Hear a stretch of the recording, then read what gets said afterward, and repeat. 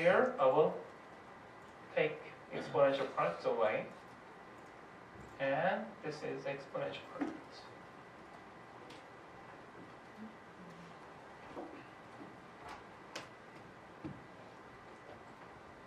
Similar.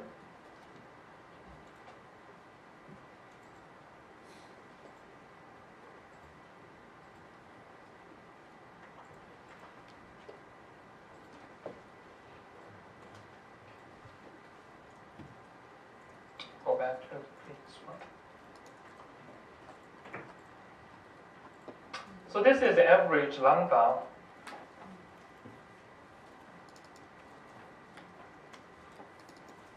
Calculate like as gamma over alpha.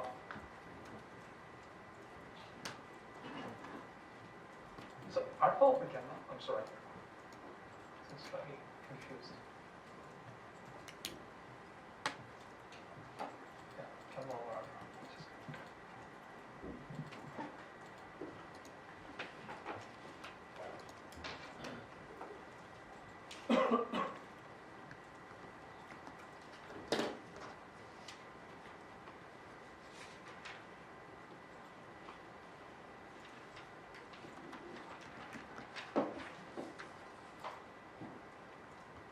So this part, the gamma of alpha is the average number of purchases when the individual's information is over 0, except if an intercept. So after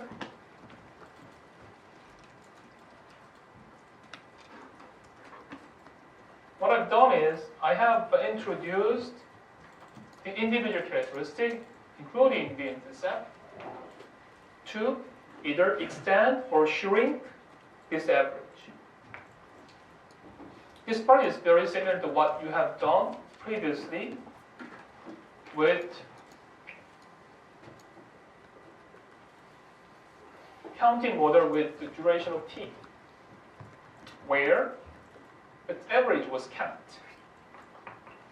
No change. Only you change it, t, to extend or shrink. So for example, the case of individual number 1, compared to the rest of the customer, its characteristic is below the average. So exponential product value is lower than 1.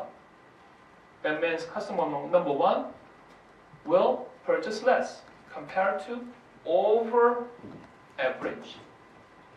And customer number 2 will be the same. It will purchase less compared to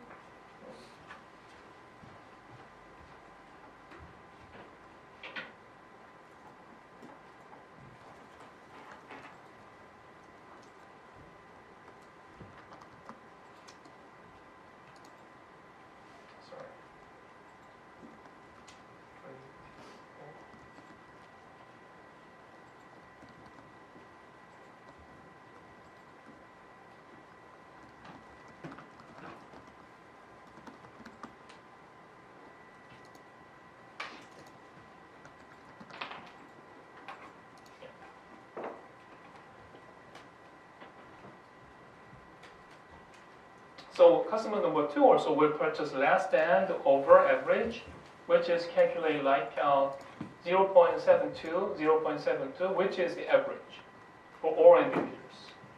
But as the individual characteristic is introduced, their average, customer number 1 and customer number 2, will go down. Let's try to have an example that make these customers much older, for example.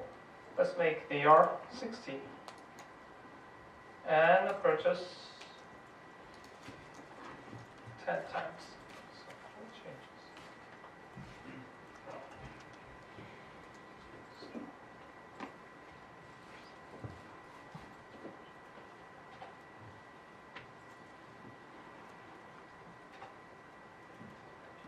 For this kind of individuals who is much older than the average of other customers and who are much more active than others, his or her every purchase will be 1.43 times larger than the average of the overall customer. So doing this kind of individual level characteristic is first figure out which characteristic influences our focal behavior, which is purchase frequency. Second, to assess their magnitude. How much? Magnitude is represented by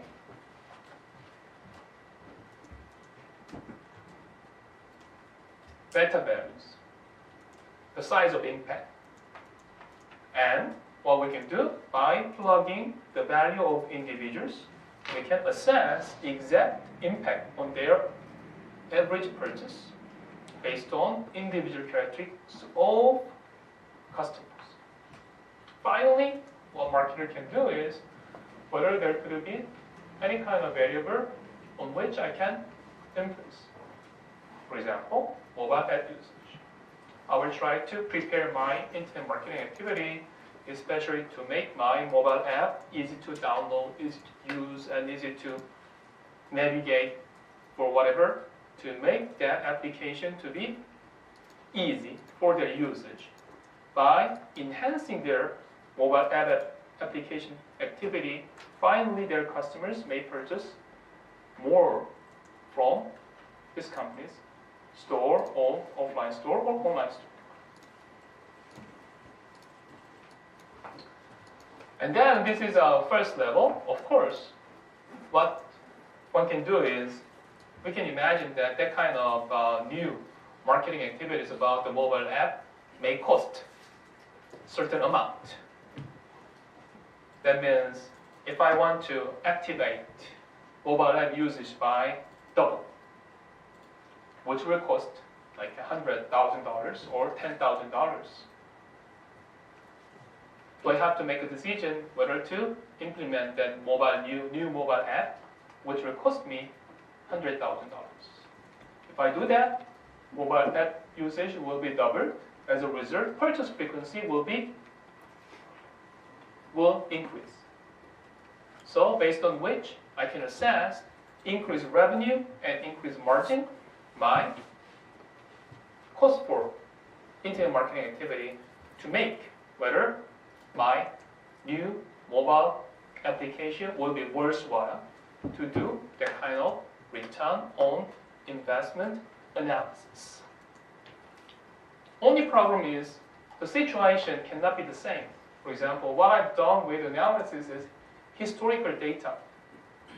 If I change my mobile app with new characteristic, whether it's gonna really bring the same result, I cannot be sure. However, from my previous data analysis, it will make impact on my customers, their mobile app usage, which will lead to more purchase, more revenue. So based on which I'm going to make a decision whether if it is necessary to update my mobile app, which can enhance usage and purchase, revenue, margin to make return on investment analysis. So this is a quite long journey for you to do this individual level analysis. And if you're using the Excel, it's quite complicated, but however, you can check one by one if everything was fine. And if you're able to use the SAS, you can do that much faster, easily. And with the result, you need to apply for controllable variable to assess its impact of individual characteristic on average purchase. So, for this one, any question for this individual characteristic integration?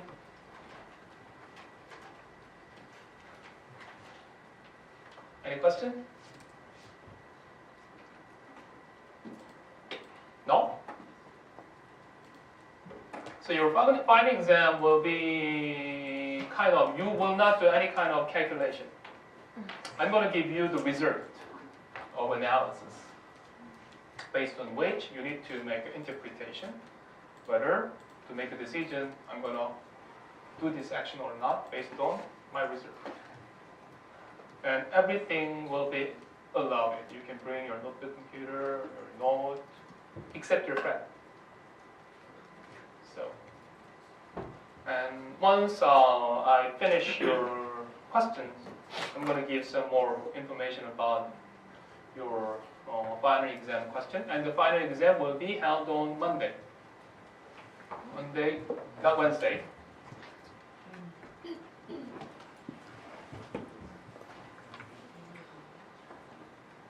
Monday, 19th. And the final exam starts on 15th and Monday, 19th, you will have final exam.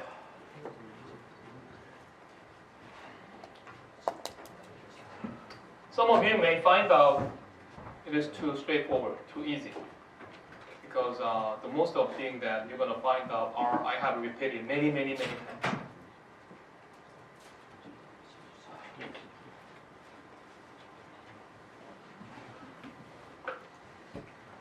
In some cases, you will have exactly the same parameter value and coefficient value that we have obtained during the class.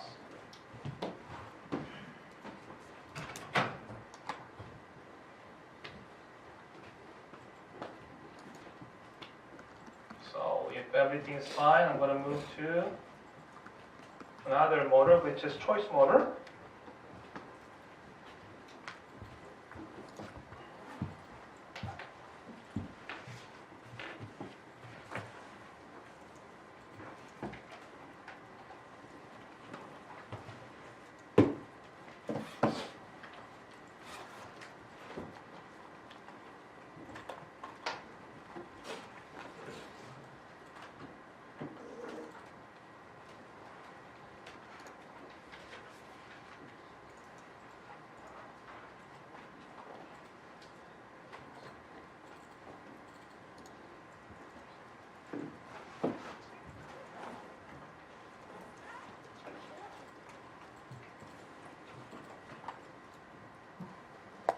So for choice model, as usual, we have lecture notes on PowerPoint, PDF, and there's a data set of choice.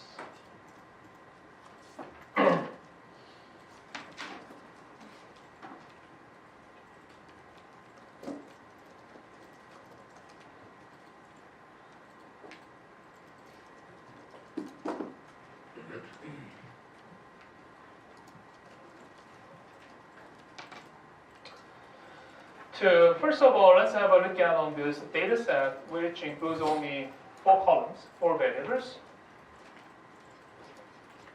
It's about choice of ketchup.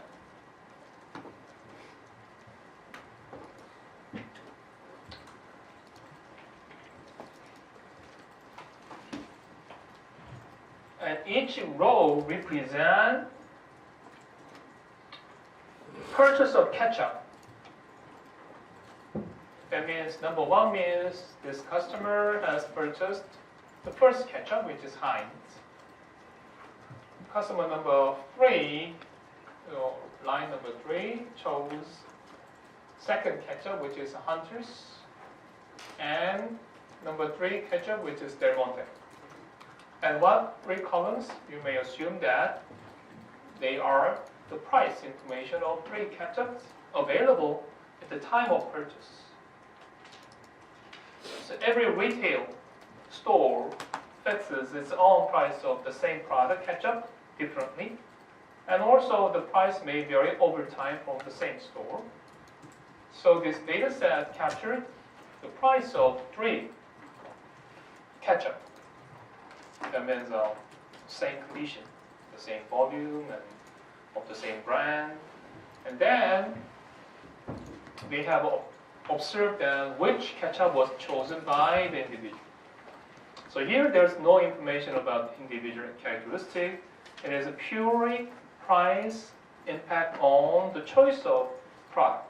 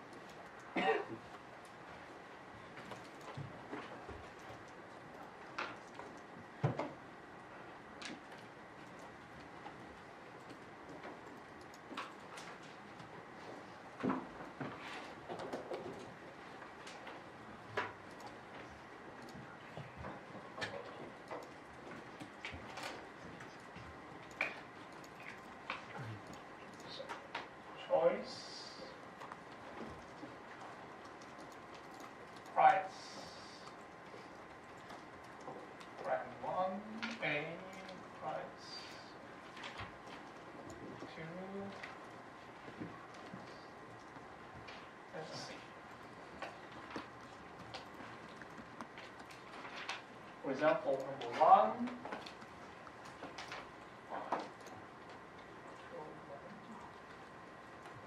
4, 3, 2,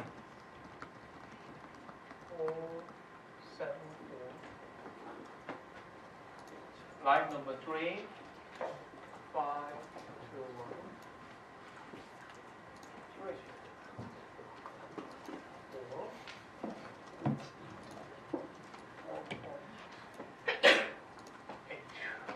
8.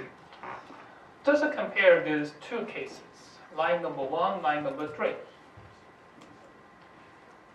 So choice was number 1, brand A, which is Heinz in our case. And the price information of all 3 products were like that. What you can see is the difference was here. So based on from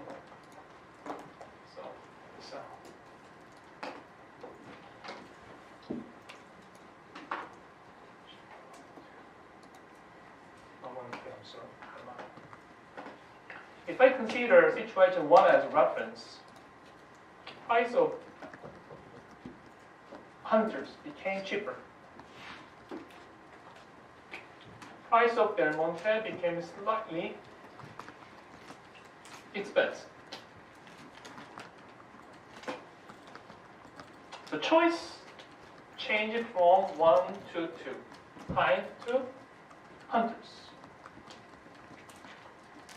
What we can see is that this is exactly a very realistic situation. When the price of Hunters were $4.32, the individual has chosen Heinz. But now, his or her choice has been shifted to Hunters. Its price became less expensive, so cheaper. So it seems like that price can influence the choice of individual if all the rest part of product remain the same. Of course, for each purchase situation that other influencing factors may be different.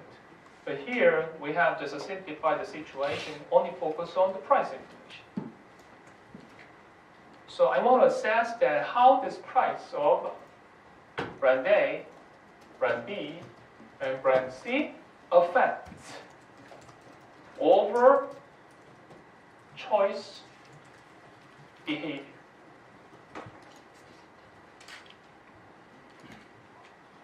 So the simple case is where there are only 2 brands. It is very easy. Only 2 brands. Brand A, brand B, brand B, brand A. Because forget about the C. It will be much easier. But the problem is we're going to slightly extend to make choice out of 3 products instead of 2.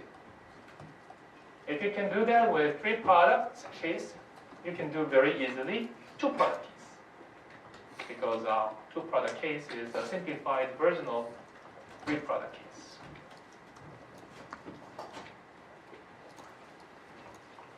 We try to assess its price impact on the choice. How we're going to assess this impact? That is question. So, descriptively, if I do this kind of comparison, situation 1, 3, situation 5, 7, I may guess that price influences my product A, product B, product C's choice. The question is how much they influence. If we find out their impact, what we can do is, first,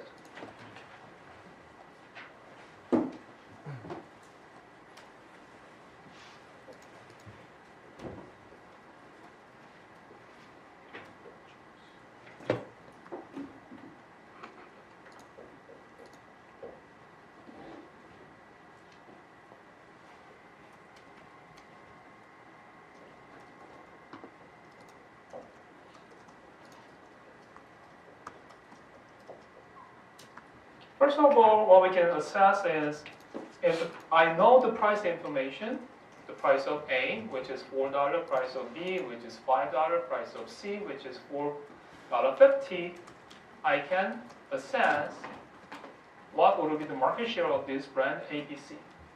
That is the first thing I can do that. Second thing is,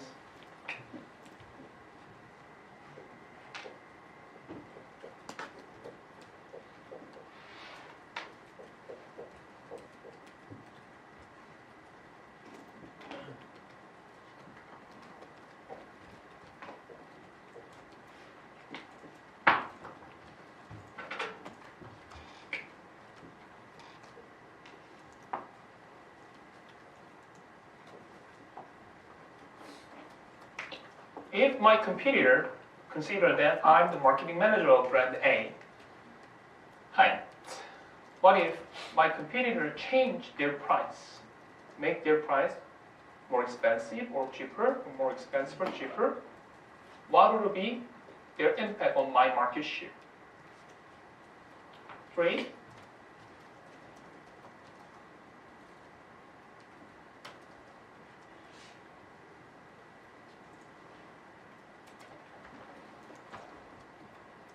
what I can do is,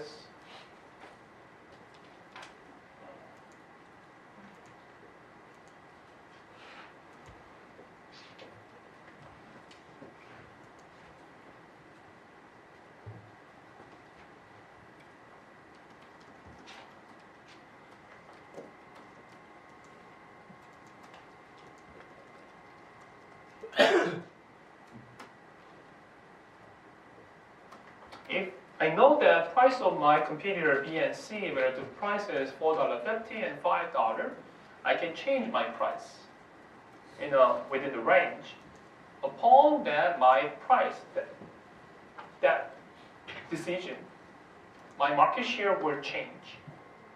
As a result, my market share change, I can calculate my margin, total profit, based on my price decision.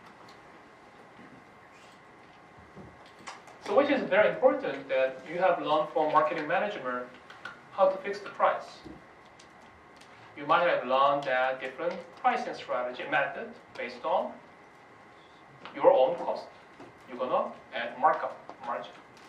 Or you're gonna watch competitor's price, I'm gonna align my price.